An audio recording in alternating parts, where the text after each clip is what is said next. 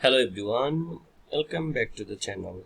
Want to use your Dash or Direct card with Google Pay?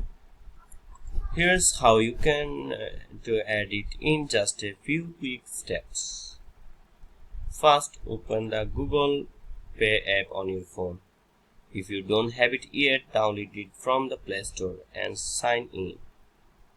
Tap the wallet icon at the bottom, then tap plus add payment method and select add a credit or debit card.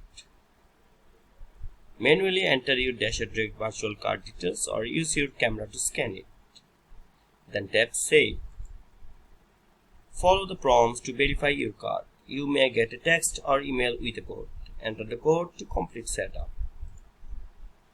Once verified, your Dash or Direct card is ready to use. Just unlock your phone and tap it at any contactless terminal. If you found this video helpful, then don't forget to give a like.